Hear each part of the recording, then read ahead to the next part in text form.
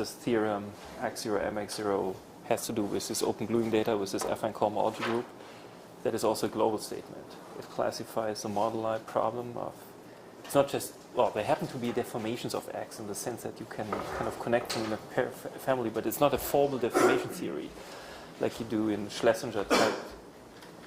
Schlesinger, he developed formal deformation theory. Beautiful paper. But, yeah.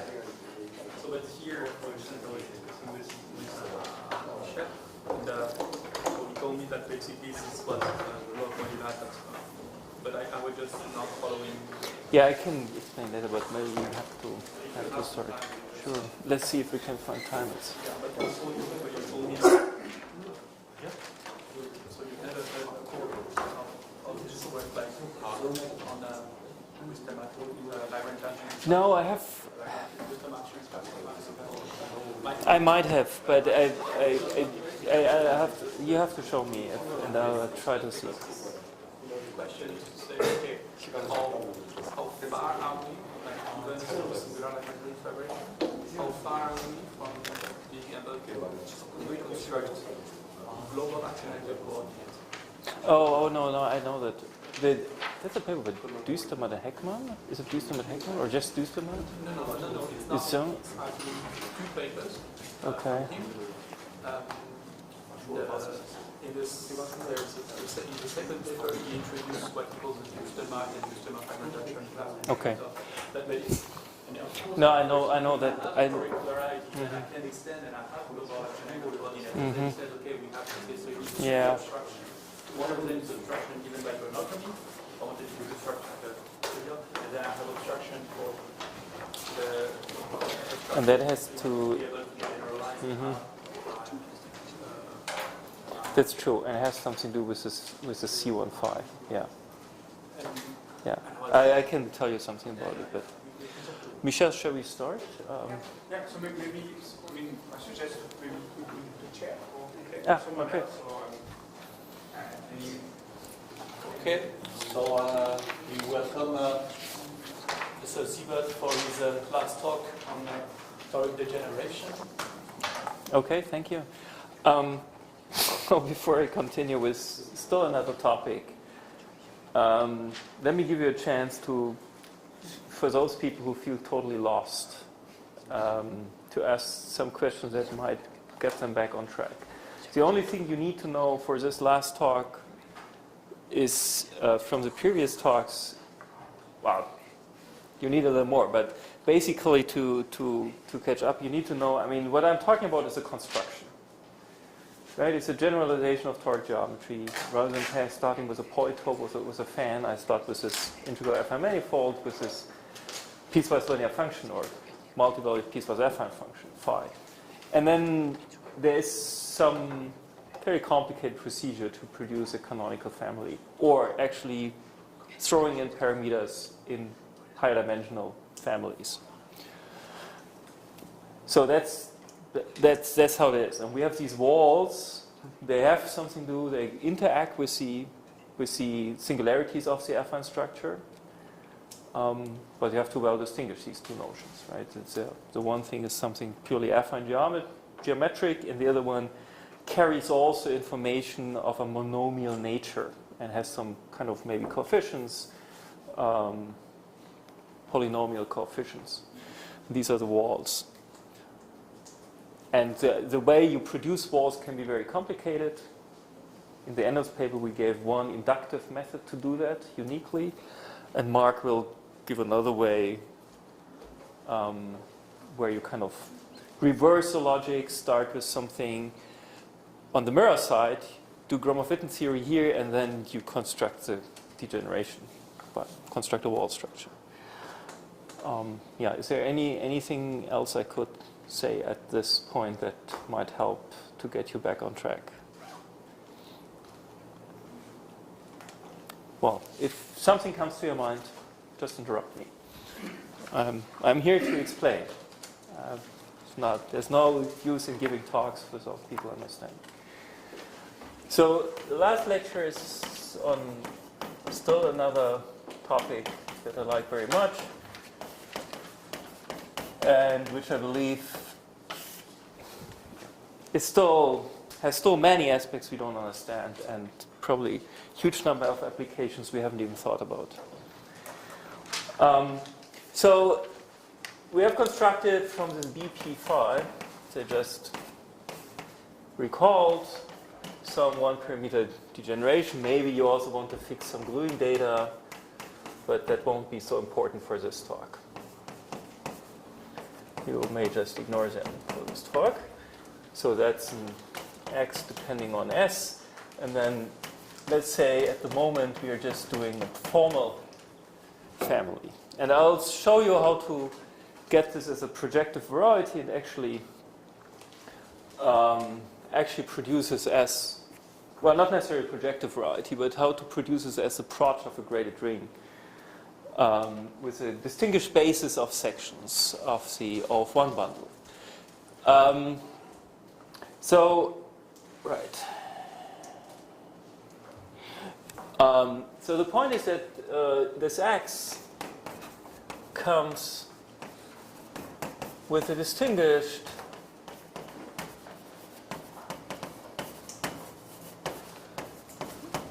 basis of the global regular functions, global holomorphic functions if you want, but we're in a formal algebraic geometry context. What is XS? If we have gluing parameter, that was the space of equivalence classes of gluing data, we can twist the construction and get this X. I wanted to just mention that X depended on the choice of gluing data. But you could also just say, take trivial gluing data, and then you just get the X. So to motivate this, or to give you some kind of hint on what the nature of this distinguished basis is, let's go back to the toric situation, because there you have monomial sections. Yeah. So let's go back to toric varieties as the easiest trivial example.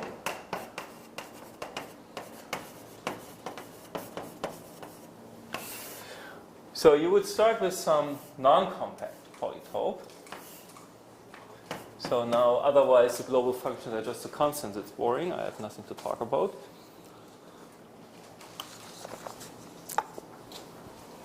So this thing sits in MR.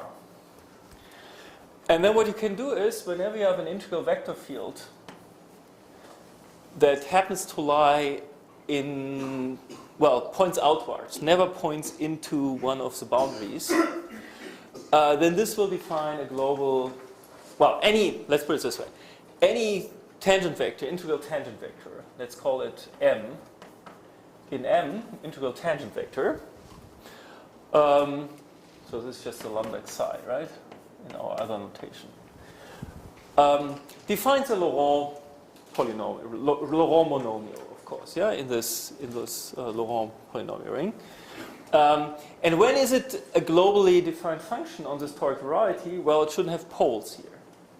And that translates into the fact that it should point outward, never point inward. Just think of local coordinates. Yeah? So like this here. That's a CXY. To get positive powers, you need vectors pointing away from this cone. So any M gives this, let's call this an asymptotic vector field, or asymptotic monomial,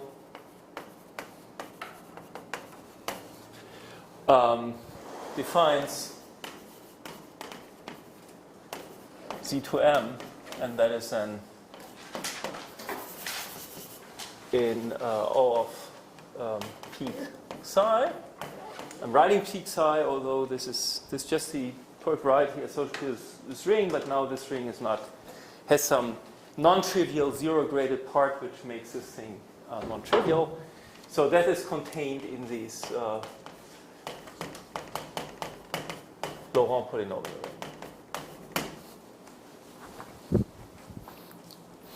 Yeah, so for example, let's look at the following thing. let me take this as my polyhedron. Know a little bit of toric geometry. You will recognize that should be a blow up of A2 at the origin. So we have two integral points, v and u, and two tangent vectors x and y that generate all the other integral tangent vectors. And then we will find, well, and then you have to go over to this, to the cone over the thing. So I could write v as a z2 1 0 1, u as the z2 0 1 1, and then the x is z2 1 0 0, y is z2 0 1 0. So these are coordinates in the cone over this side. Yeah. So the exponents are in the tangent vector in the tangent space. In M there is some z, and the cone of psi is contained in MR, there is some R, like in the first talk. And then, of course, you see the relation. You have the relation that you get. So the C of sigma intersected. C of psi intersect with M direct sum z. That's isomorphic to the polynomial ring in x, y, u, v.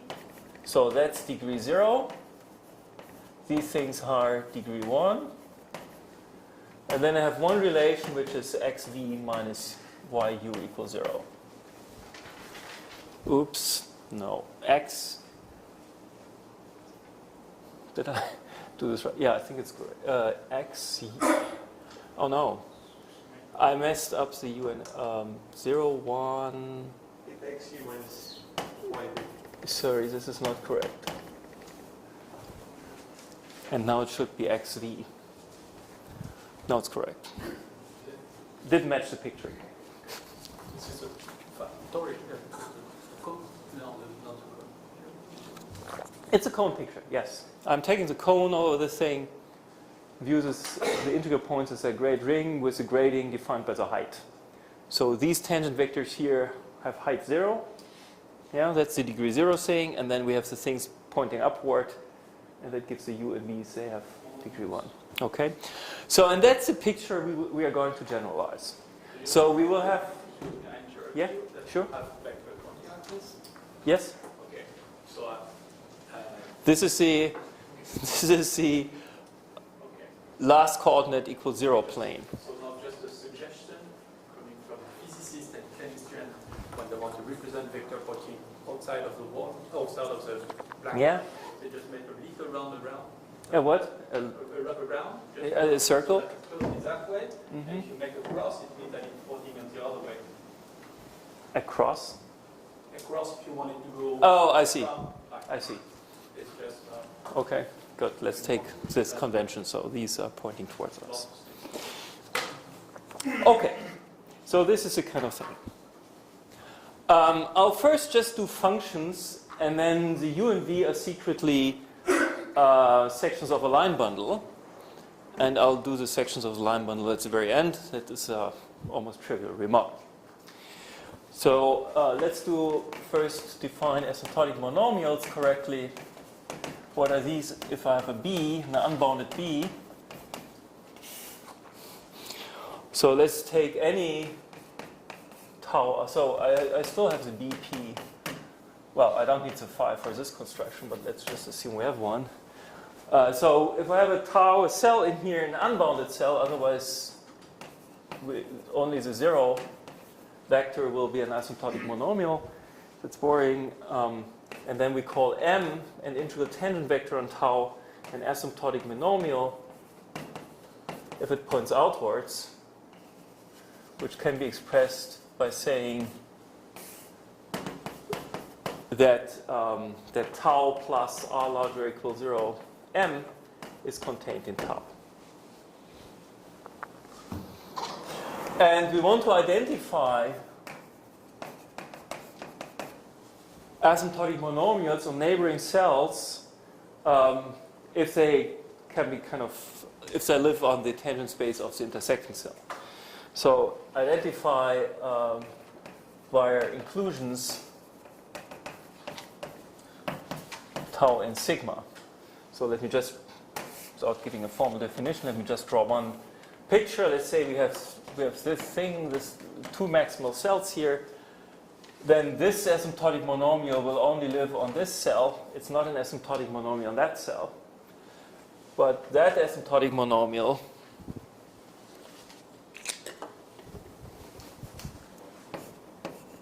that lives on all three cells here. Here's a cell row.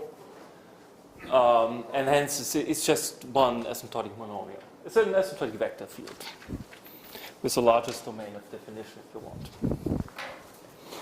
So once we have, so I'm claiming that for any asymptotic monomial, we get a global function on X. And the construction goes by using broken lines.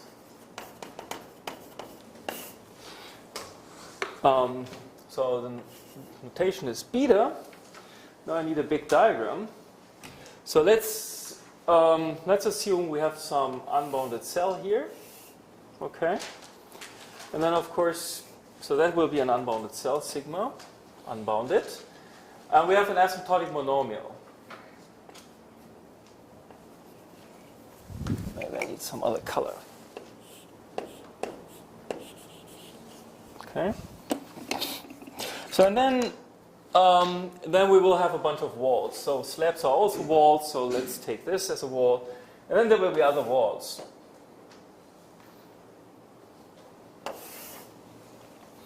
Let's say like this.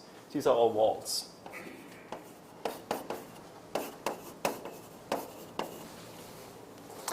And then what you do for a broken line is you start anywhere at infinity, goes off, in the tangent direction minus m. And you shoot this in. So a broken line travels in direction minus m. We saw this when we propagated walls. They were also traveling in the opposite direction. That has the advantage of increasing the order once you pass the walls. Yeah? If you do it like this, on the next, once you pass codomain 1, it will pick up non-trivial t powers, positive t powers. Now what's happening here is, at this point, you apply your wall crossing automorphism, or wall crossing morphism, theta, to this z to m. So I'm thinking of this part here just carrying a z to m. And then I apply the wall crossing morphism. So let me call this wall maybe P1. So theta P1 of z to m becomes some sum ai z to mi. And that's a finite sum. I'm assuming I'm cutting off at a finite t power. And the ai's are some coefficient, some polynomial in t. Okay? Now what you do is you choose one of the mi's, and that's what this means. So at this point, I have a bunch of tangent vectors. You will learn that it's always pointing in the other direction. So this would be a minus m1, and then there's some minus mr. Now the broken line can travel in any of these given directions. So let's say we take that one. It also has a coefficient here, yeah? So there will be some ai z to mi carried by this part of the broken line.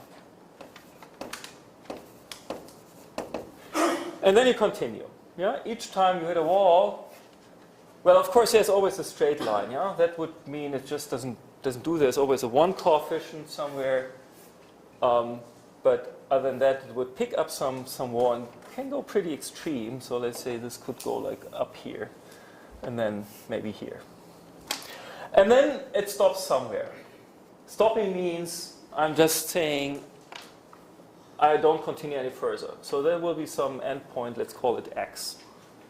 So that's a broken line.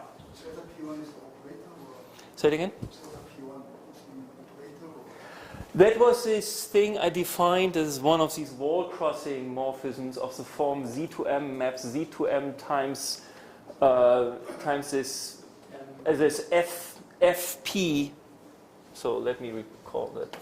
So theta P maps Z to M to FP to N comma M. So that has to do with P, right? It's an NP comma M times Z to M. It's of this form. It's one of these wall crossing morphisms. And that form also formally holds for slabs. So if this is actually codimension. For proper walls, this is of the form 1 plus a coefficient times Z to M. And then there are only two possibilities that this can scatter. so what is a slab?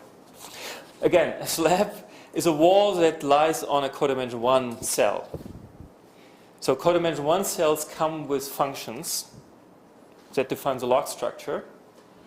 And they have a slightly different meaning in the algorithm than the other walls. Okay? So slab is essentially, yeah, maybe you want to call it a wall too. And then you have codimension 0 and codimension 1 walls or something like this, I don't know. Okay, so and then in the end we have a final coefficient. Let's call this A beta Z to M beta. Okay? And then here's the formula for the theta functions. Yeah? So that's a broken line. And here come the theta functions. So essentially, we have local models of our degeneration X that is built from these Laurent polynomial rings, and then they are glued. But of course, the Laurent polynomial rings will define a dense subset, and I only need to define these functions and then make sure that they extend on these dense subsets. So I'm just giving you formulas for these very simple polynomial rings. So on spec RU, where U is a chamber,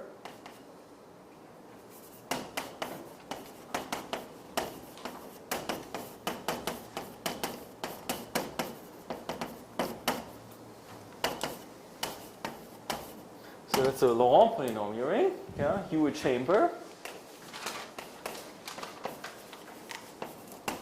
One of these connected components of the complements of all the walls, of the union of the walls. So you take an X in U general. General meaning, well, don't worry about it. I mean, general means that all the broken lines, no broken lines kind of pass through a higher codimension. So the only broken lines we ever care about really kind of hit at the interior of a wall. They never meet at crossing points of walls where it might be a little harder to deal with. So you take such point, x element U general, and then you look at broken lines. Let's call this maybe B, Bx, or maybe M, Bx of M. Oh, I also have to fix M in asymptotic monomial, yeah?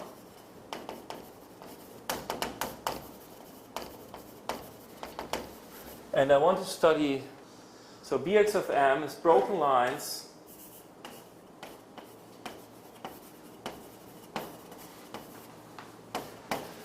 with asymptotic M and endpoint X. And then you define the theta function on U, more precisely at X. Maybe I should write X first. Everything else is not clear. As some A beta, Z to M beta, where beta is in the subset Bx of M. So I'm just looking at all the broken lines ending at X, having asymptotic M. Okay, and then the theorem is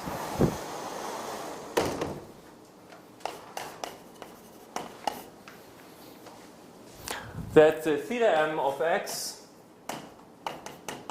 does not depend on x and u.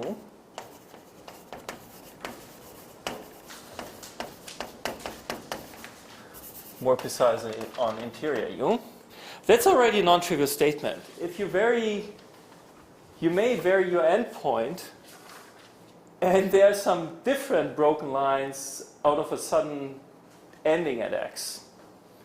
But you can show that although the sum jumps, I mean the way it's organized jumps, the sum is the same. Okay? And then the theta m of u for all the u's are compatible with wall crossing.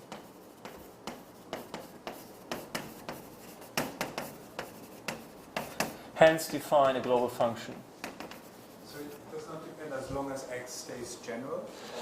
Yeah, otherwise we don't have a definition even. Yeah, if x is not general, depends how you set it up. You could probably set it up also for x non-general, but I'm only caring for, only in the proofs we have non-general ones. So in particular, we have a global function. We have, they glue, they define theta m in global functions on x. So these are these theta functions. So my plan is now to do one example to show you a little bit of the features, how this works, and how it is a little bit of a miracle, but on the other hand, it just follows from the fact that we have a consistent wall structure that these things actually glue. So here's the example for this consistency. I mean, that's consistency essentially, right?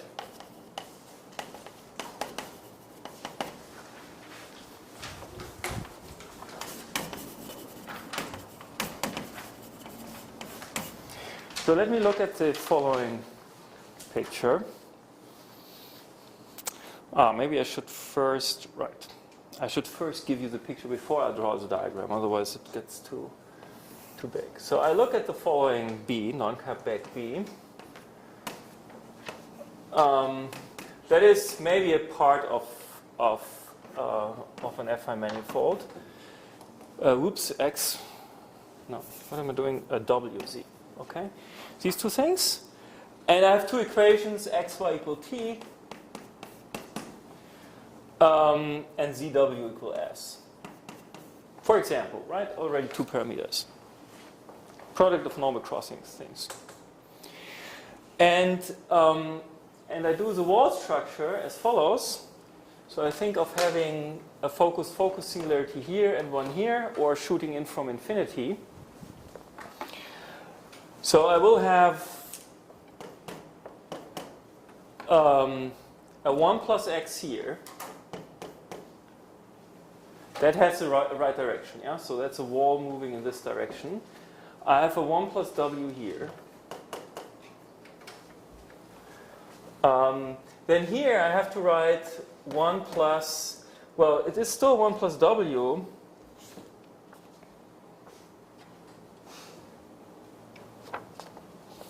That's a 1 plus, but now I use this equation, yeah? So that says zw equals s if here I don't know what w is. So I have to eliminate w. W is z inverse s. So I have to write z inverse s, which in this local ring is just the same as 1 plus w, yeah? And then similarly here I have 1 plus y inverse t, which is also the same as 1 plus x. And then we learned there are more walls. Then we will have to insert one more to make it consistent. And that will have 1 plus y inverse z inverse st, which is the same in this ring as 1 plus xw.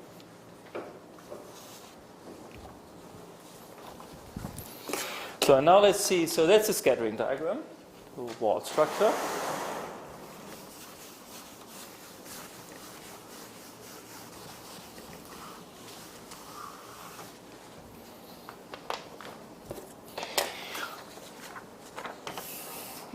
let's see. I need more space to the right.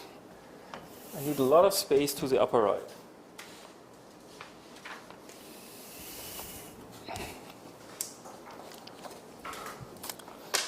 Okay, so let me still draw this thing without writing the monomials. We peek the monomials from the other side. Okay, and what I shoot in is just this 0, 1 thing. So my asymptotic monomial is this m is -1, 0. Okay, so that corresponds, so z to m is actually x in this coordinate system. And now let's see what's happening with the broken lines. So if I shoot in a broken line on the upper half, well, here it could either go straight, or it could pick up this monomial z inverse s or w that is pointing up. So that will give the direction 1, 1. Yeah, does it make sense? So either that is here -1, 0, and then, well, let's do the other side. 1, 0, and then either I have again 1, 0 or 1, 1. These are the two possibilities to split. So this thing carries xw. Let me just use x and w now, okay? I don't want the inverses. Let's just work with x and w. That would still be x, that's x, that's x. Right, and then here it gets interesting. So it could either go straight, that's an x. Note that this can never hit that wall, right? They're parallel. But here I could have something more. That thing had an xw. I can pick up this thing, and it becomes an x squared w. Yeah, can you see this? The wall crossing says you have to look how far this is away from that direction, from the normal direction. That's 1. So you pick up the first power in the wall crossing. So the theta, let me just do it here maybe, yeah? At this point. So this would be, the theta would map the x to 1 plus xw times x. Yeah, so there are two possibilities, either x or x squared w. In the first cross, how can you just testing, no deviation? How can you happen? Because there's something here, right? We have this wall carries the w. So the x will map to x times 1 plus w. Yeah, so here that maps the x to 1 plus w times x. Yeah? So and then but then on the lower half you can also have something. So this comes in here. And then again, you can either go straight, that will keep the x, or you can go up. And then we will be parallel to what we had before. And that will just be an xw.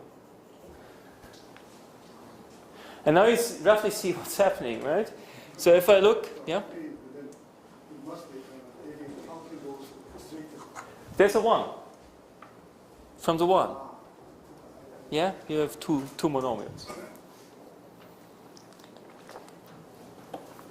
So, so now you see what's happening, yeah? So if I'm up here, if that's my point x, then there's always a straight thing. Now I would need another color. Maybe I revert to blue. Now it gets a bit difficult, right? It goes here. That is an x. Or it has this kind of thing, where it comes from here. These are the two broken lines. Yeah, so this carries an x. In that case, well, I shouldn't call it x maybe. Maybe p, okay? That's a p now. Too many x's. So here we would have the theta m of p. Is that my notation? Yes. So that would be an x plus xw. Okay? Well, if I'm down here, right, here you will have x plus xw, same thing, right? Various chambers. But what do we have here? So now here it depends where you are, right? Now it becomes interesting. Because that thing here, right, it can never go below this line. So it depends if your P is up here or down here. And they will have different patterns. So if I'm up here,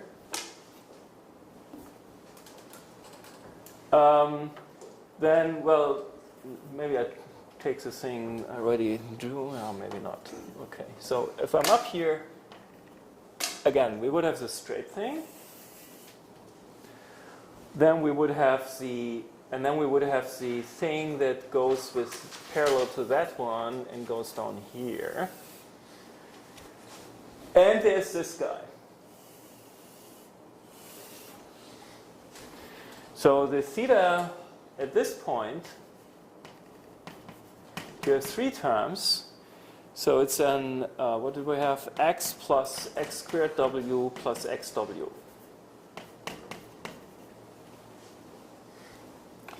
So now what's happening if I'm down here? I missed one thing. You see, this guy here can scatter here too. Okay, so here you would have an xw, and here you restore the x squared w. So at this point you also get the same. You get the same expression, but slightly differently, because now you have to scatter. Oh gosh. Unfortunately, no, they double. Bad choice of endpoint. Then like this. And then the last one is like, okay, that goes down very far and I cannot draw it. But in any case, this is also theta m of t is x plus xw plus xw squared.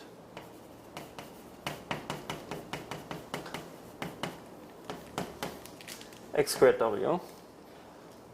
And down here it's again theta is x plus xw, and here you would have only x. Okay, now you can check that this is actually compatible with wall crossing. Gosh, what a diagram, huh?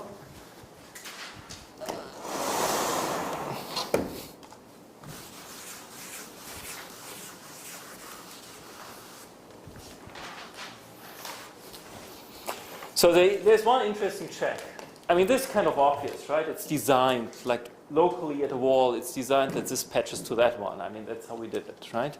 You sum over the broken lines. There's a little bit of difference because at a wall, you split up, but then you want to fix the endpoint, but locally you can see, you just wiggle your incoming line a little bit to adjust the outputs. So, but there's one interesting check. Give us 5 minutes maybe to copy the line. How about after the thing? Shall I keep this blackboard? I don't want to go over time again. Okay. And I will anyway, I guess. Yeah. I mean, the way students do this these days, they just take out their smartphone and. Can you smile for a picture? Okay, so there's one interesting check here, which is not so obvious, which is, why is this wall crossing here correct? You know, maybe it's that is maybe interesting. So that thing, so this wall, I should use a red color here. That's this diagonal wall with the 1 plus xw as a function, associated function. And then we have two things. So the x maps to, on the wall crossing, to 1 plus xw times x. And the w, that is this kind of thing. This is this kind of thing. Now it gets interesting because we get negative powers. it gets to 1 plus 1 over 1 plus xw times w. Okay?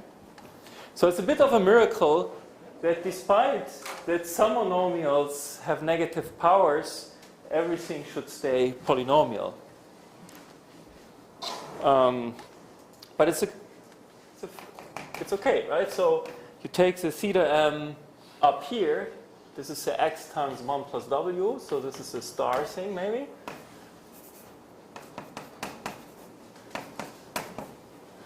Yeah, up here. So this is x times 1 plus w, of course. So this maps to 1 plus xw times 1 plus 1 over 1 plus xw times w. Now you see that the denominator cancels. So this is the same as 1 plus xw plus xw squared. Did I make a mistake now? Uh-oh. I want an x squared w. Oh, that should be...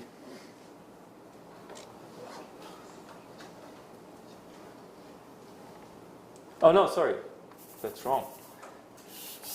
I should do the computation correctly. It's an... Oh, this is already wrong. Here's an x missing. This x I missed. Right. So here's an x. So it becomes an x times 1 plus xw plus w, which indeed is 1 plus xw plus x squared w. So this is exactly what we want, yeah? This is the formula 2 star that we have here.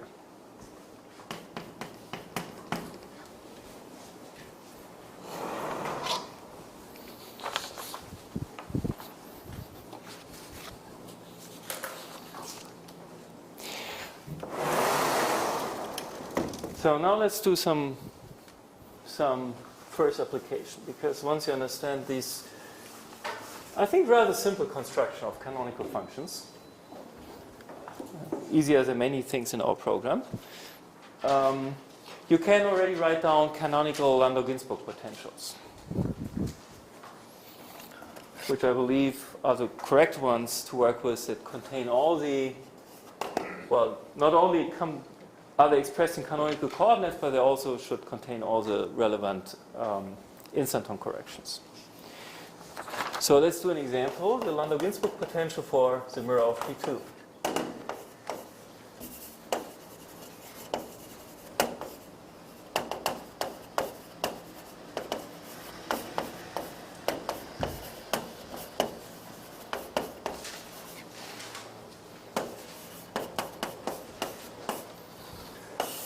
So there's a secret, not so secret paper on my webpage. It's not on the archive, but I still plan to polish. That's why it is not on the archive. With Michael Karl and Max Pumperla,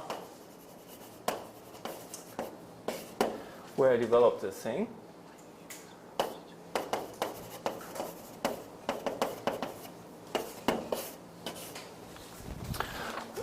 Tropical view on Landau-Ginzburg models. Of P2, yeah, it's of P2.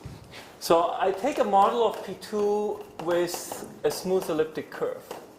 That's actually the model I wrote down this morning, referring to Symington. So Symington was already aware of such things.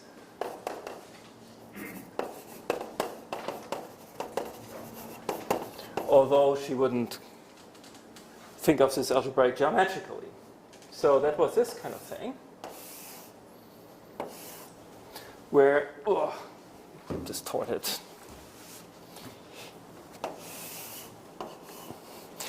Where I take 3 cuts. So explicitly you would take -1, -1, the usual thing in mirror symmetry, and that would be the origin. And then we take a focus singularity on each of the edges, and that's a chart for the complements of these dashed lines. So that was the same thing as that one, yeah? So that has the effect, you can check that this boundary of this B, also some aspect I haven't talked about, gives you a divisor in your degeneration. So the local equations of the boundary deform and give you a divisor. And the general fiber of this divisor is a smooth elliptic curve. So that's why I call this P2 with a smooth elliptic curve. So the boundary, the dB, gives a divisor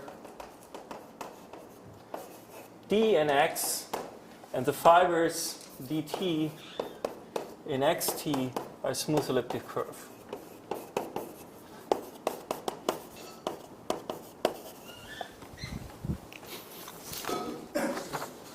So here the theta m spans the whole or action.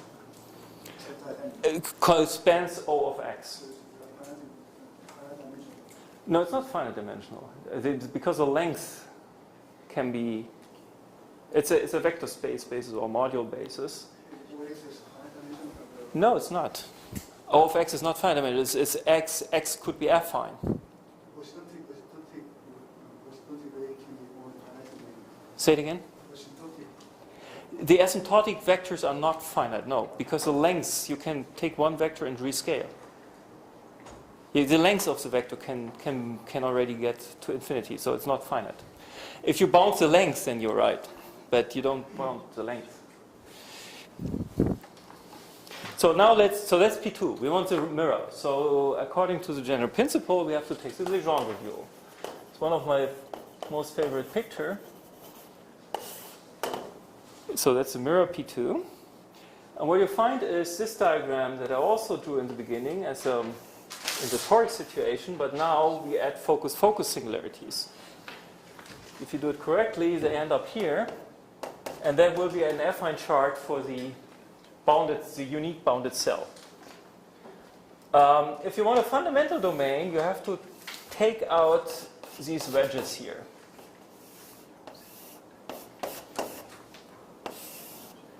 So you have to believe me that this is what you have to do. So the monodromy looks a bit strange, but so it's a completely symmetric picture. It's a Z mod 3 action on the picture. And the monodromy around this thing would turn that vector into that vector. Okay, so this is really a fundamental domain. Yeah? Fundamental domain equals complement equals R2 minus dashed region.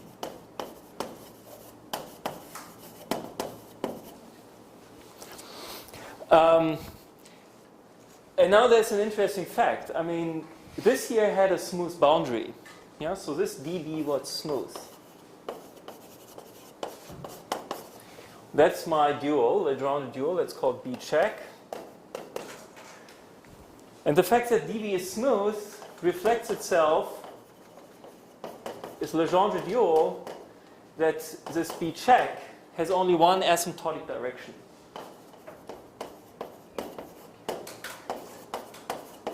It's asymptotically parallel.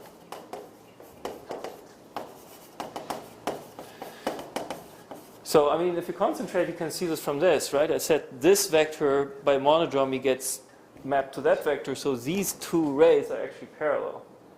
And the picture is a bit misleading, and you could draw a different fundamental domain that is better to do certain computations.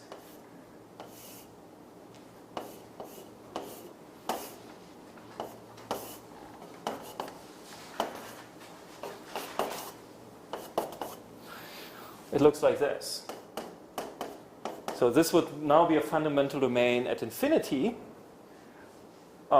featuring, showing how these asymptotic, these unbounded one cells are parallel. So you only need 3, of course, yeah? So this one is the same as that one. So these get identified. And then you have to remove some parts here, yeah? So that you can... There's some fundamental domain here that you have to remove. But anyway, this is correct. And then if you think of the wall structure, that becomes, you can see that from this diagram how bad it becomes. First, what you can see from this picture is that there are no walls entering the the maximal cell. But there will be lots of scattering here. It's a highly infinite diagram, so this is still okay. Just to see, oh no, that's already the diagonal scattering. That has some dense things. This is pretty, let's see, this is still easy. But then you have, all hell breaks loose when you scatter this into that thing. So it's dense, okay? At some point it's everywhere dense. So I think like, oh, no way I can ever compute any theta functions. But fortunately you can, and following simple observation. If you take a broken line,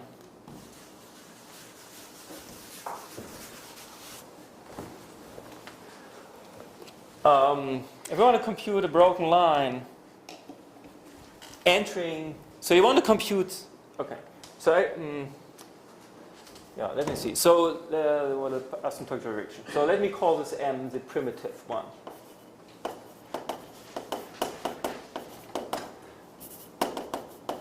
Yeah, so here it would be the 0, 1.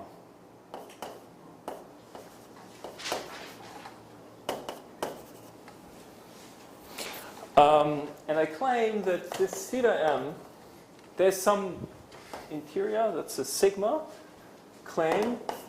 The sigma there belongs to some Toric stratum, and if I restrict the theta M to the interior of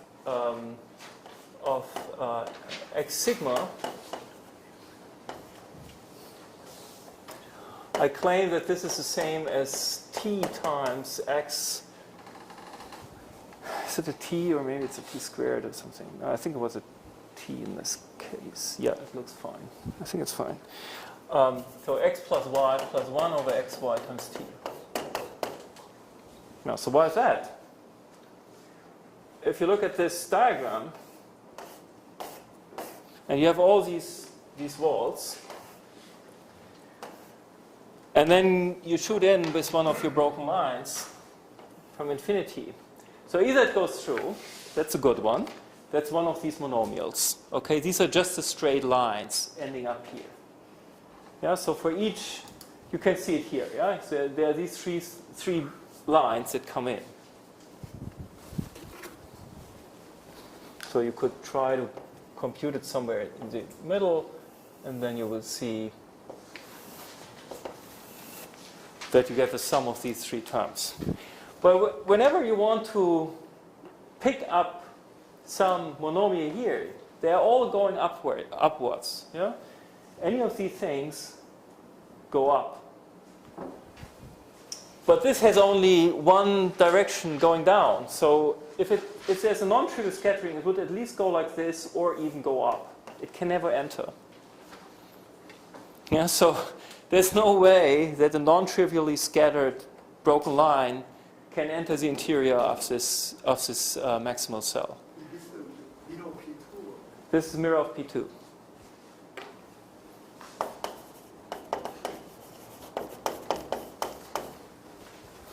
That's why this thing is so easy. So this is exactly the Hori-Waffer prediction.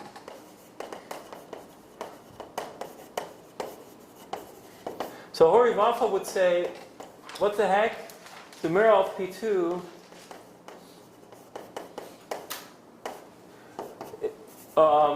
that is just this x plus y plus, well, this is c star squared with the potential w is x plus y plus 1 over xy. There are some parameters involved that we can also feed in, but let's ignore them. A question. Yeah?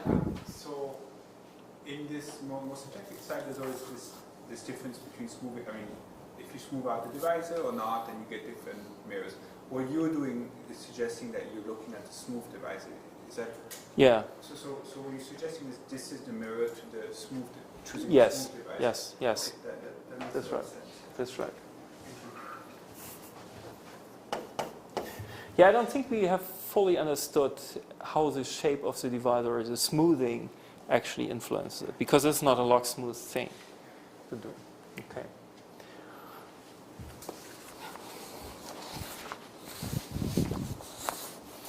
Oh. looks like x plus y plus t over x. Yeah, that's what I said. There are some parameters that you can feed in, but we can restore them by using gluing data. They are there. Right. Yeah, so I wanted to explain, so what does this mean? How does this compare? I mean, that will be an open subset of a finite order deformation of the central fiber, okay? And, well, in this case, it would presumably even extend to some rather big algebraic neighborhood, but that's not so important for the discussion. But what is important is that our X is actually a partial compactification of this guy. And if you look at this W as a map from C star squared, so comparison,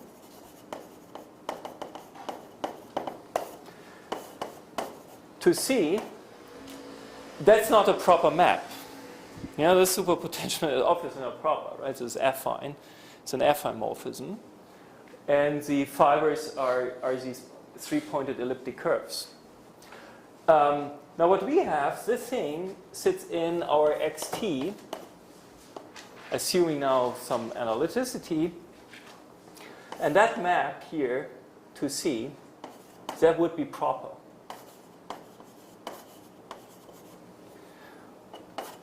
So you can also see that having asymptotic parallel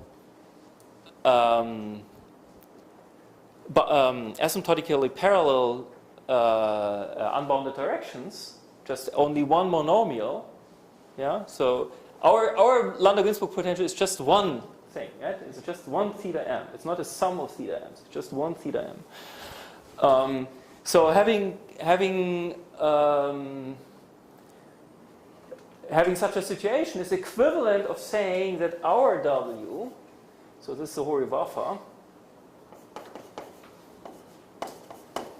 makes a superpotential proper map. Okay, so in our case it's proper. So this is equivalent to saying that B check is asymptotically parallel.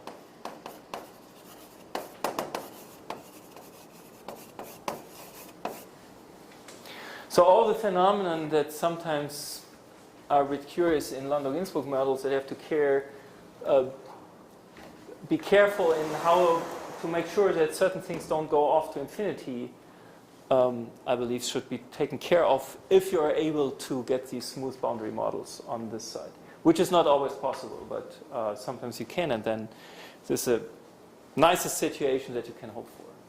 So actually, in some of your recent work, there's always a choice of maximal divisor, which will have some singularities. Right. So that's a different construction. Exactly. Okay. So this low commit stuff does apply in the other case, but then whenever you can have a smooth divisor, which is maybe like this. That's right. So here I have to choose this kind of smoothification of the boundary, and that has to be done by hand. And like in higher dimensions, that's not so clear.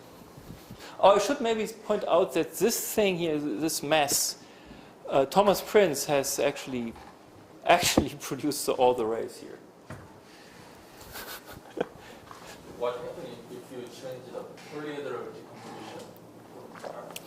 The polyhedral, well, yeah, that's what I'm saying. So, I mean, here there's not much possibility of change without. I mean, you cannot. Let's see, a unique interior point, right? So there's. How do you want to change the polyhedral decomposition? You would first have to rescale, and then of course you can do all kinds of things. But so you definitely want to have this thing to smooth this out. This is rather unique, this process, at these points. But then in the interior could do anything. So if you don't touch these things, changing the polyhedral decomposition otherwise, they will not change the general fiber. It will change the central fiber, but not the general fiber. Okay? So there are some harmless changes of polyhedral decomposition. So the moral is, as long as you don't change the affine structure, there's no the general fiber depends only on the affine structure. You're saying there is somehow unique polyhedral decomposition? Sorry, a unique? No. No, it's not unique. Like we saw in the Toric case, right? The central fiber depends a lot on the polyhedral decomposition, but the general fiber depends only on asymptotic fan. And it's similar here, right? There's not much content for the general fiber for this polyhedral decomposition. You can always change the polyhedral decomposition a little bit. That might or might not give birational transforms of the central fiber, but basically you want to keep the affine. If you keep the affine structure, it doesn't do anything. You get a same Landau-Ginzburg. You would get the same function. I mean, same function. Well, what do you mean by same function? The way you write the function, of course, depends on various choices. You might need a wall crossing to retrieve the function. So this is like in work of Denis Auroux in symplectic geometry.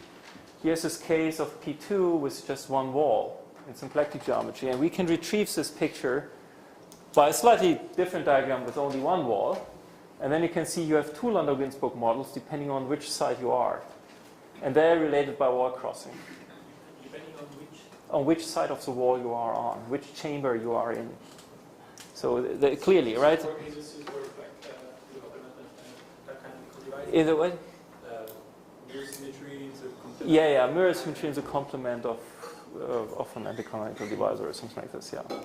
Okay, and so in this picture, he kind of chooses such Yeah. that he has only one wall. Right, that's right. In this case, he only has one wall, yeah. Yeah, maybe that's also worthwhile telling because there are some symplectic people here. Any of these things, so there are all these chambers here, yeah? And I believe any of these things give you a superpotential for some other Lagrangian fiber. Yeah, depending on these, you get the wall structure in the toric variety on this side. But I don't think this has been really clarified. So in the symplectic side, you get a real horizontal mirror SSD star 2 with the potential. Yeah. We should move to the large volume limit. Mm-hmm. We have to enlarge the on top to the infinite. We cover the whole R2, not a bounded domain inside. Right. R2. So Right. This is one point of view. Right. So you could say, right. I think that still depends on certain choices in symplectic geometry. This kind of point of view, and of course you could, from a kind of symplectic perspective, you could view this x sigma 0 as some choice of degeneration of your general fiber. Yeah, so you kind of zoom in to a part of it, while other parts move somewhere else. Yeah. I have another question. If I understand correctly, the scattering diagram should be mirrored. So it makes sense to count the tropical curves on the end. So Right. Well, that's very close to the case you're looking at. These tropical curves are actually correspond to curves in P2 that are tangent at only one point with the elliptic curve. So it counts rational curves on P2 with the elliptic tangent to the elliptic curve, maximal tangent to the elliptic curve. So then the tropical curves here would be some of the well, this, I don't know, some of these Yeah, lines. yeah. Okay, we don't have to. Okay, so I have half an hour to tell you about the projective case. So this is kind of easy, and then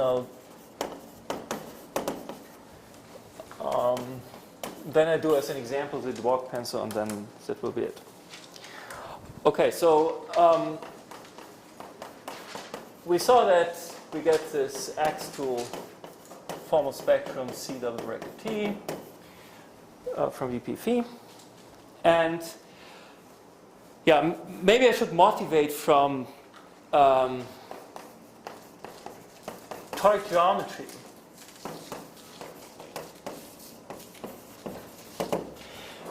That if you have polytope psi, so that gives a peak psi, this toric variety, but it comes with a polarization. So with some line bundle, L equals all peak psi of 1. And the total space of L is itself a toric variety that you can see by getting by looking at the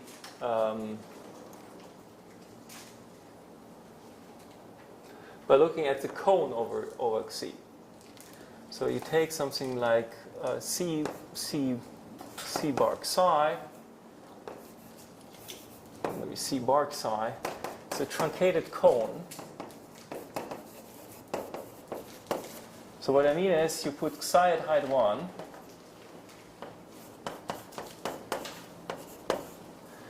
Yeah, so this sits in MR cross R. And then you take the cone over it. And then you get rid of the rest, of everything below. So I just keep this guy.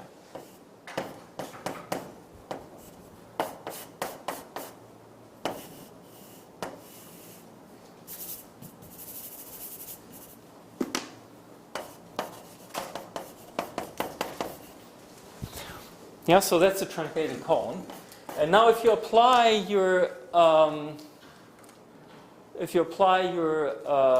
construction, so what is the peak psi?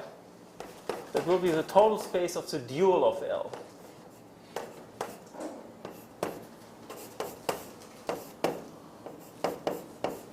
So the truncated cone reproduces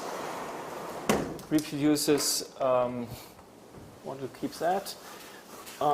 Truncated cone reproduces the total space of the inverse ample line bundle. And the same thing holds in general. So in our situation, so we have this toric degeneration X. If we have BP phi, we can take the truncated cone over B, the truncated cone of the polyidal decomposition, and the induced piecewise affine function, multivariate piecewise affine function. So generally, or similarly,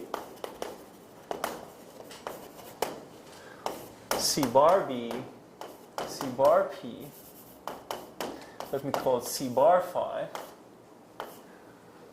produces a toric degeneration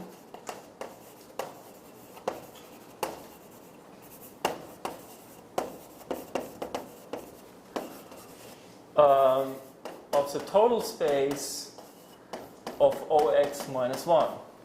Yeah, so this would be the over C double bracket T.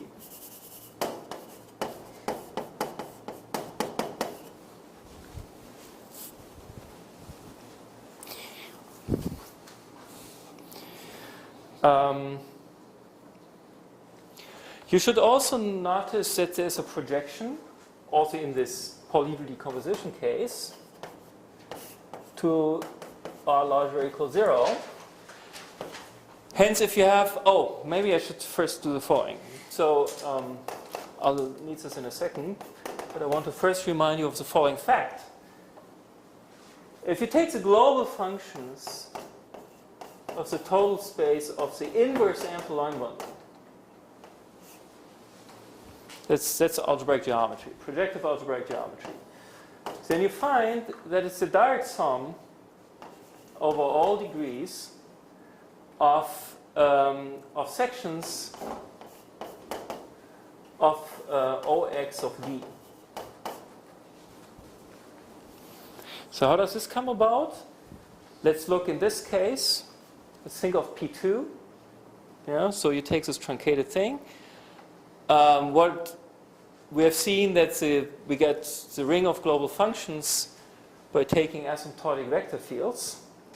No, the asymptotic, well, let's just take P1. That's P1, right?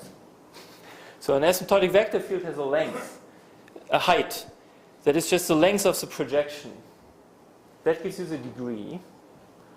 And then you can convince yourself that indeed it will produce a polynomial ring into variables, c of xy, with xy, these two vectors. Yeah? So example P1. Yeah, so this is really this kind of thing. Then you have two tangent vectors, asymptotic vectors 0, 1 and 1, 1. And this ring O of tot OX of 1,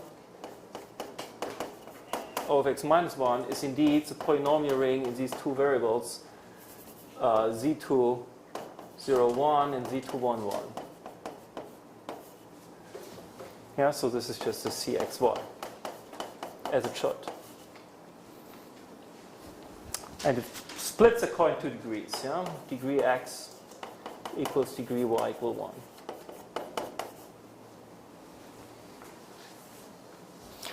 Yeah, so in general, you would have asymptotic polynomials. So the degree, this d, is just given by the height. So asymptotic monomials of height d. Yeah. See, this is a, so let me call this m maybe. So this is the length of the push forward of this tangent vector, PR lower star m. Well, they are in 1-1 correspondence with 1 over d integral points of z.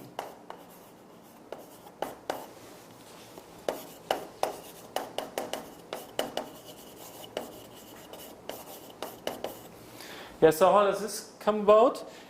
If I have an asymptotic vector of integral vector of length d, well, just put it through the origin and project. Yeah, so then you get this. You get a. So here you would have a vector of length d. Well, it should lie on the line through the origin.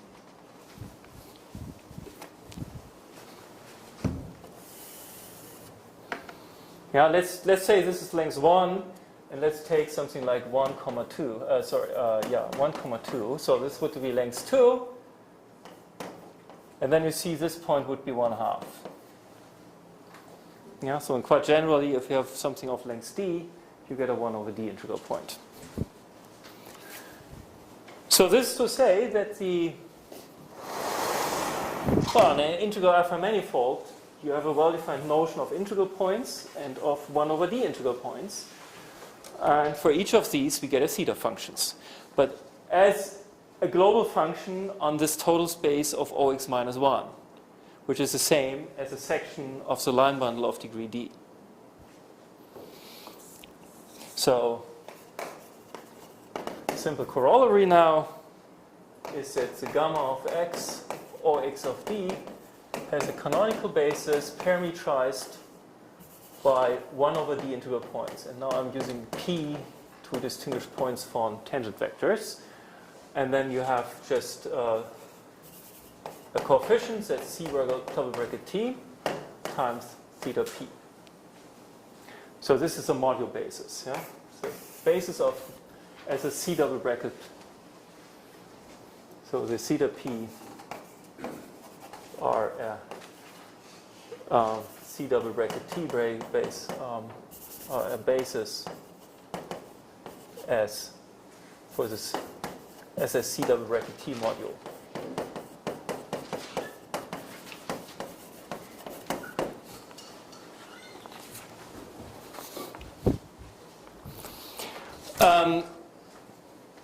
Any questions here? So of course, in general, now the question, of course, is what are these functions, right?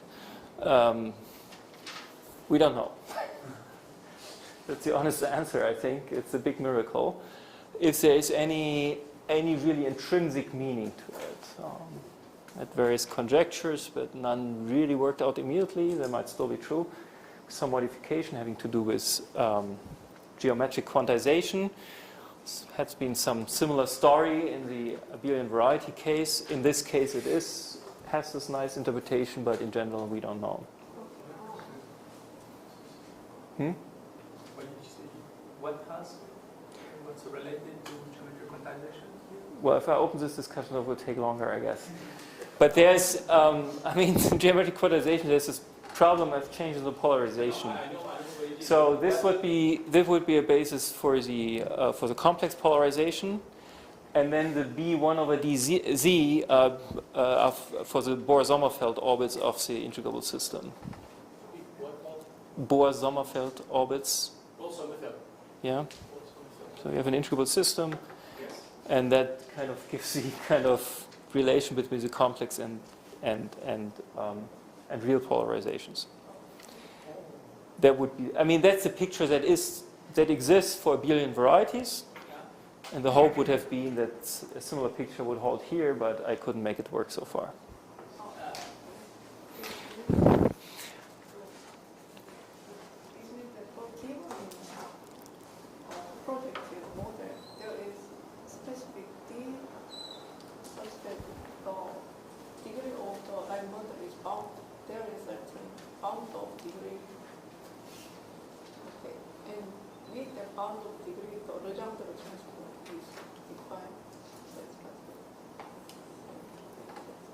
The Legendre transform of what is defined? What degree is bounded? This D is not bounded. This, bound for what? To do what? Why should it be bounded? Each model, each model of project space with non-compact system. The Legendre dual is defined with certain, that each model has certain specific D bounded D. Okay, we do not need to take infinite. Oh, you're talking about you want to get away from Hilbert spaces and go down. Yeah, but I don't think that will help much.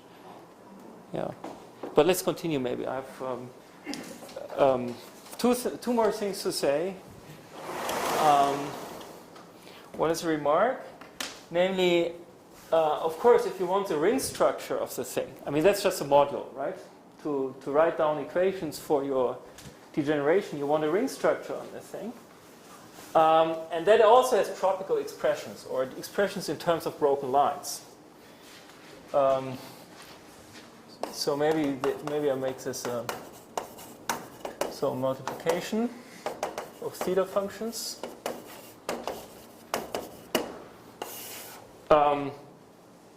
So we have the following formula: theta m1 times theta m2 is a sum, and then there is some coefficient alpha m, m1, m2 times theta m, with alpha m, that's a complex number. It's not a complex number, it's a whole series. With alpha m of m1, so essentially, before writing the formula, what I want to do is the following. I look at broken lines coming in at a point, so this would be m1, m2, and then there's something shooting out. Yeah, and of course you want a formula such that I want to sum over all such m's such that this balances here. So that's the formula. So you take any general point, and then you sum over broken lines beta 1, beta 2.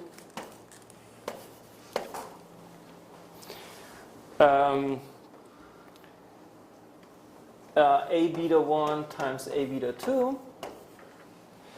And the beta I is a broken line with asymptotic mi. And endpoint, a general point, sum x or P in B general. So that would be my point P, such that m beta 1 plus m beta 2 is m beta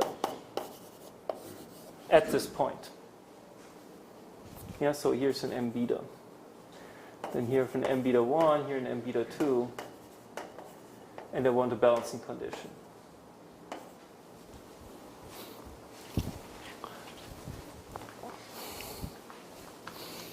So that was the first thing I want to say. And the last thing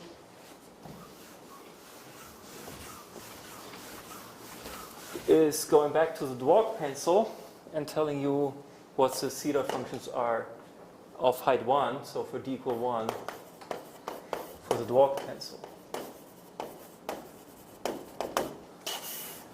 So I start with B, P,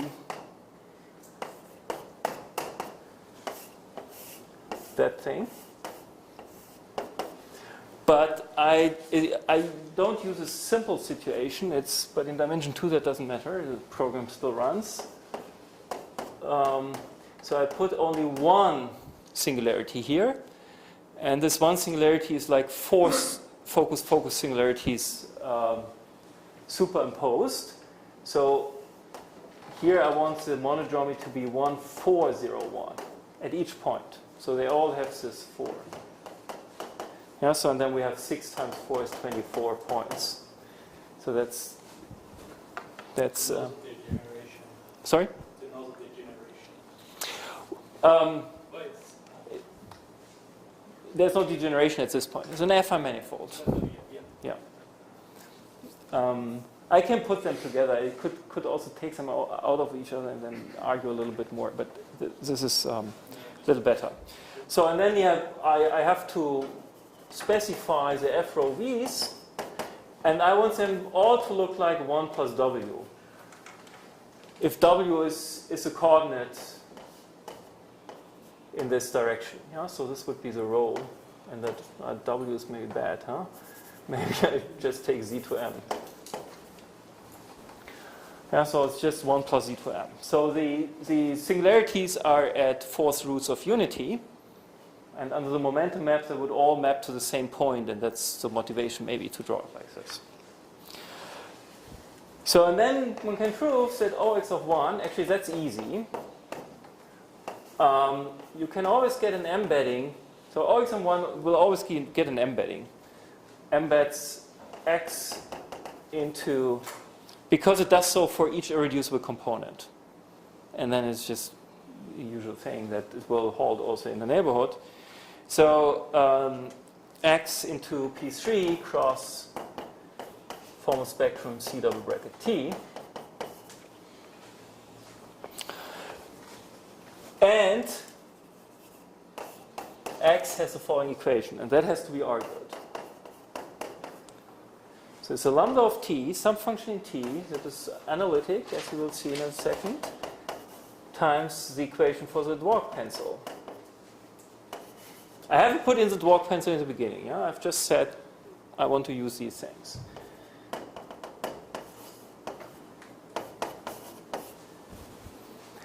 And the theta I are the 4 theta functions for the vertices.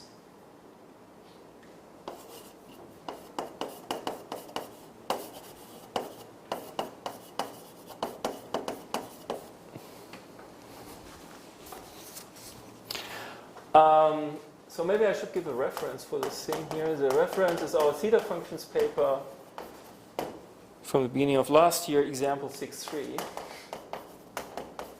So one has to argue a little bit why this is the case. It has to do with the big symmetry that you have in this picture. It's the only way that we can deduce this equation. Essentially, we show there are only 2 kind of polynomials or equations in OX of 1 that would produce that are invariant, and it's this one and that one.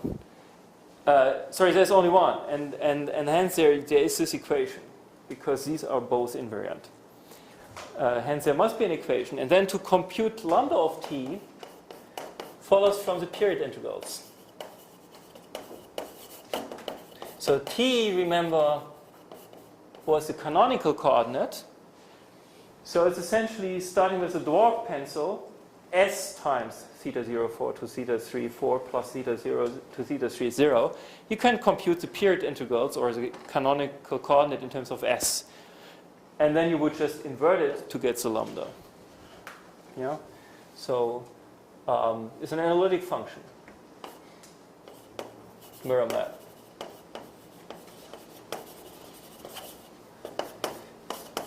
As talked about in talk 3. So now I'm really early. Wow. Wouldn't have believed that I can finish one talk at least in time. On time. Okay, that was it. And thanks for listening.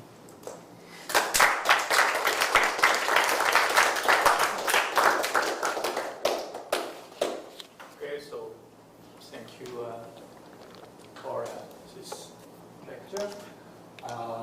So we have currently 5 minutes, and probably more, for some questions, comments, and this last On all of the talks.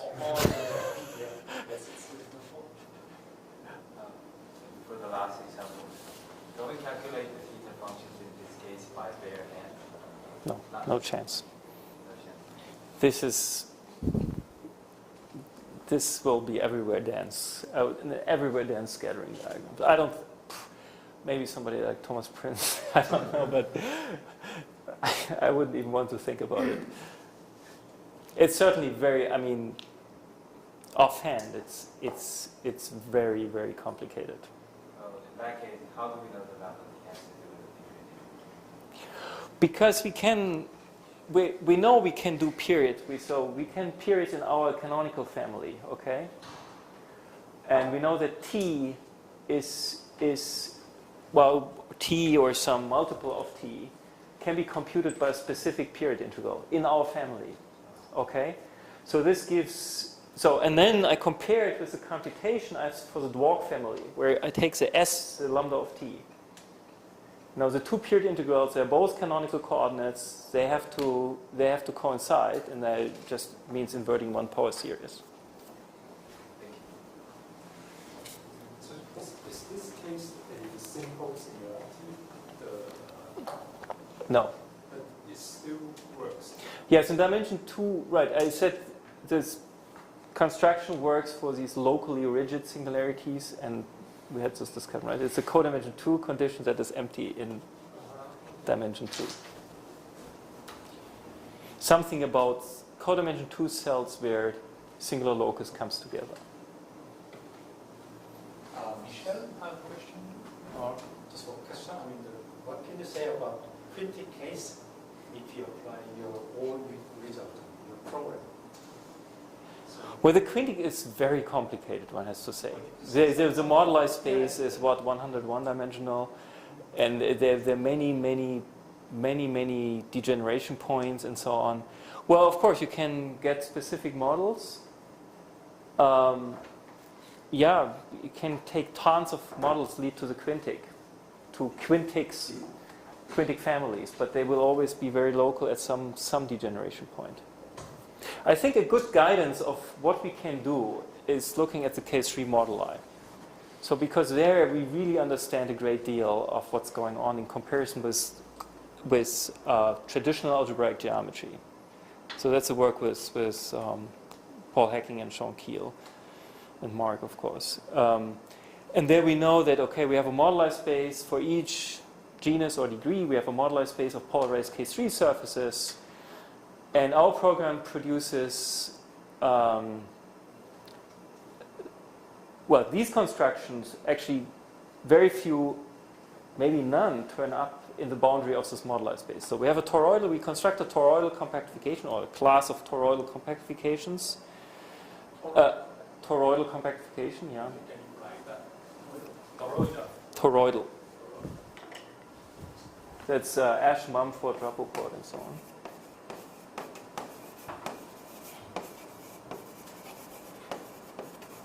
It's one of these compactifications which are big in the sense that the boundary, the thing you add is a divisor and has toric singularities, or toroidal which is like locally analytically toric. And the models we produce, which we actually in the end add at the boundary, are very far from the models I've written down. Yeah, so they are not. Yeah, they have some funny thing, but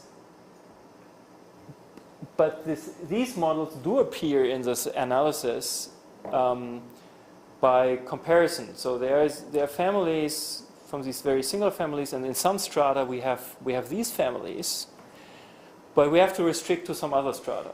So some transverse slice that does not intersect this thing, typically. So what's the moral of this? That typically you would expect from algebraic geometry, just starting with some specific family of algebraic varieties, you would not end up with these families, typically. So applying something like minimal model program to one parameter families of Calabi-Yaos, you would typically, the central fiber would be very far from these kind of toric degenerations. Nevertheless, and Mark will say something, I think.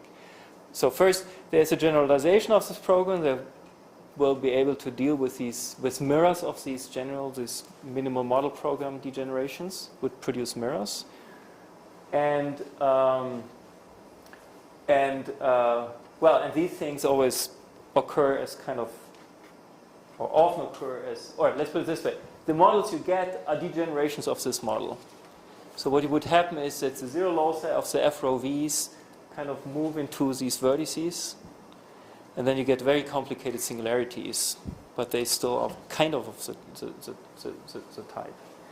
So, but the quintic, I don't know if we can ever really understand all the geometry of this modelized space. It's very complicated.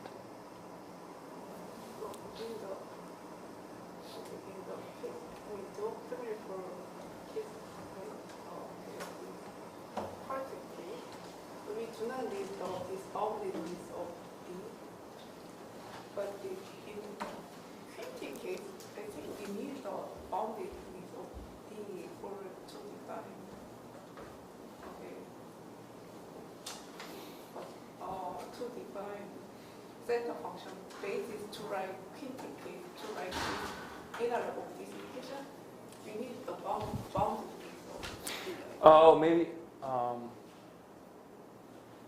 Are you asking if this ring is finitely generated? Of course it is. Yeah. Of course, finitely generated. Yes, that's true. That's that's by just algebraic geometry. I mean that is true. But we had the discussion if it is finite, and that's typically not the case. Finitely generated, yes, sure.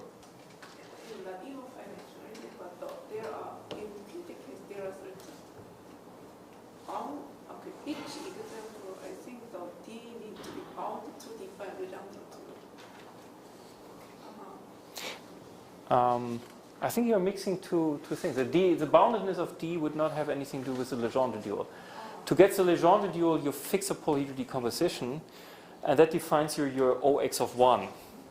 So in this sense, the D is bounded to be 1. So if you just work with these theta functions that have to do with integral points on B, that just gives you your OX1. But then I'm saying to get the full homogeneous coordinate ring, of course, you also need the higher Ds. It may not be generated in degree 1. And then you get relations also in higher degrees and so on. So the whole ring is as a module over C double bracket T is like this. It might have generators that might be generated in degree 1. That often is the case. But then you also have relations in higher degrees that depend on the specific choice and the specific kind of thing. But it's a flat deformation, so if you know that thing, that's something you can detect on the central fiber. So you write down your generators and relations on the central fiber, and then you know, okay, any of the relations that you have, you just need to lift these things to higher order, T order, and then you're fine. It comes from flatness. Michel, one question? Yeah, maybe just, so when you were explaining what maybe the theta functions meant, you talked about renormalization, which maybe is something from physics, and you don't have not clue what it is. Renormalization? No, I didn't say renormalization. I said I said geometric quantization. Okay, I completely misunderstood. But is that physics or is that math? Because my question is... That's math, actually. It's a mathematical treatment of a physics question. So now my question, if I ask a physicist what are theta functions, what will they tell us? What a theta function is? Yeah, because I know Murat is very interested. Well, physicists will probably know something from doing computations with elliptic curves and with abelian varieties, but they won't have anything to do with these theta functions. There is some other notion. Okay, there is something that, that's maybe worth mentioning. There's a notion, we wanted to call them generalized theta functions, until we noticed that this term is already around.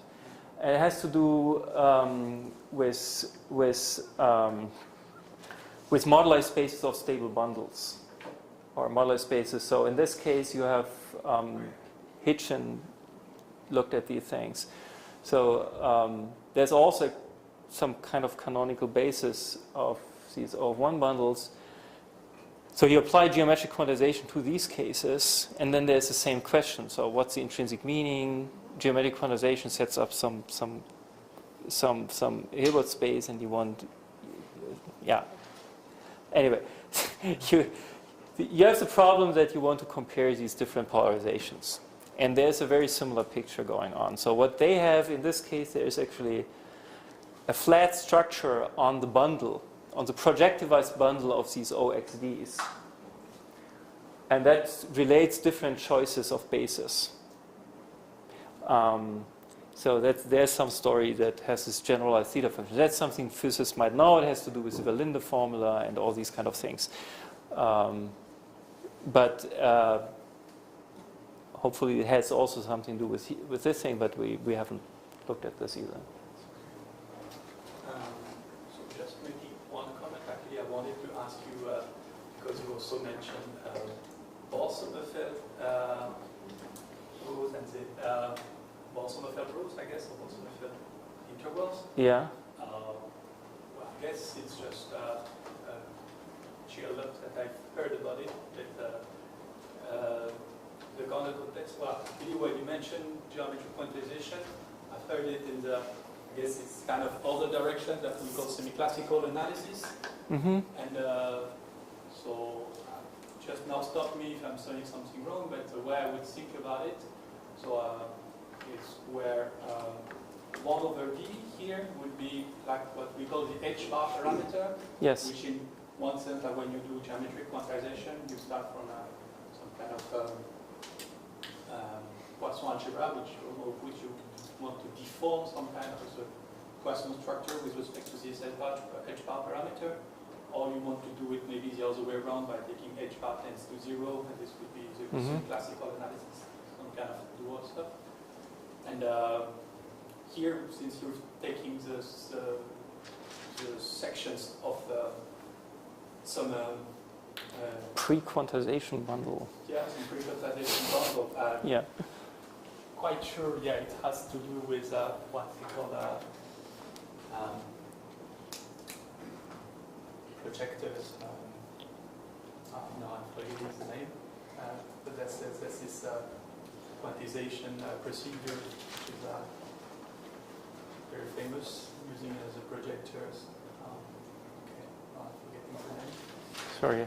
Oh, okay, well, but it's there's a famous quantization procedure that uses this stuff, and so it kind of rings the bell. So actually, I think I know one or two people that would be interested by this. Well, I gave a talk in Geneva some time ago. I think it was taped. You might want to watch it. I gave a talk about this kind of thing. I've forgotten half of it again, but so I can show you, and then maybe you can get a little more hints on what I was talking about. Yeah, of course you can. Well, there's a formula here that if you have a Toric Landau-Ginzburg here, then it uses the mirror symmetry between the divisor and the zero locus of the superpotential. The divisor. Yes. The Toric divisor and the zero locus of the superpotential. How would that work? In what sense is it correspondence? you have a toric variety Yeah. in the mirror Landau-Ginzburg potential, then Let's take the toric P2 thing, the 1 plus x, the x plus y plus 1 over xy. So then what would you and say? this mirror symmetry induces another mirror symmetry Yeah. between the toric divisor of the toric varieties and the zero locus of the Oh. But, Um, but you know, there are two important technical difficulties that in general the toric divisor never smooths, and the zero locus of the superpotential is not proper. mhm.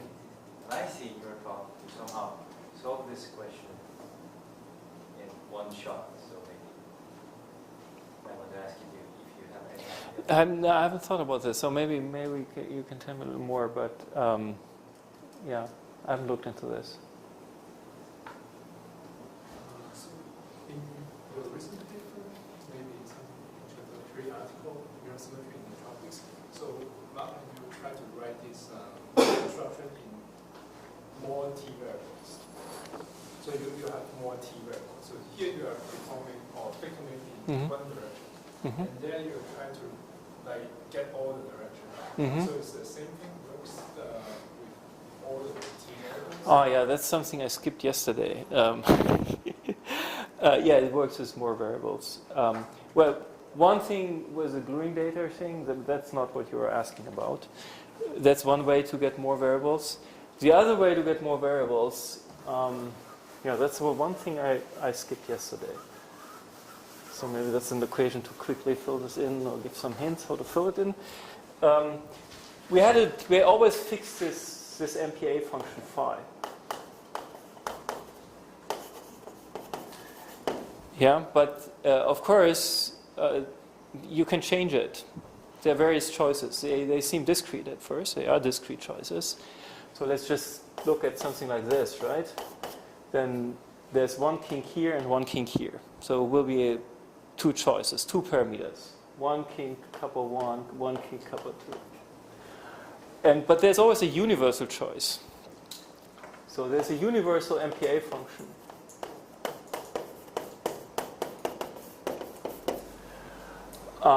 And that takes values in a monoid Q. And the Q is just the dual of the set of MPA functions, I mean positive. And then you dualize as a monoid. So you just look at all the MPA functions with integral, with positive or non-negative chain kinks. There might be 0. And then you dualize. That's a monoid. This is a sharp monoid. And the whole program, so the full-blown program gives a family not only actually was spec formal A, this A was for the gluing parameters and then Q. And then you would get all the other things. So when a phi, a classical MPA function, there exists some H, Q to N. There's a universal MPA, let's call this phi 0 maybe. And then the phi is just a composition of H with phi 0. And that would translate in pulling back this to one parameter family.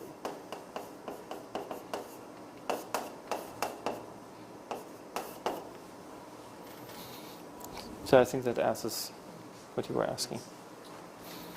Okay. I think we should stop here. Yeah, we definitely. Mark is already kind of warming up, I guess. Yeah. And he's waiting for a blackboard shoe to see where I went. Okay, well, I guess we should thank Bernd for the series of lecture.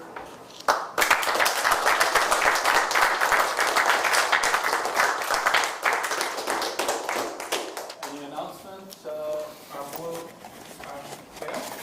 Would you be available maybe for a little bit more discussions if there are questions after Mark's talk? Right. So when is the banquet set up? That was 7:30 or something, or what was it? Right. So Mark's talk will maybe be finish. I mean, officially finishes at 6, but you know, we'll still keep talking, so maybe 6:30 or something. Yeah. And the plan is to leave to the restaurant from here at 7:30. That's correct, right? 7:30. Yeah, I can stick around at 6:30. Let's say, yeah. Yeah. Then maybe So like, so if you came around 6:30, Mm-hmm. and then at 7:30 we leave. Okay, fine. Sounds good. Yeah. Perfect. Okay. So that's the announcement. So the next talk starts, you know, not soon, and then after the talk we can talk to Mark virtually, and starting from 6:30 with them in person. There's stuff outside.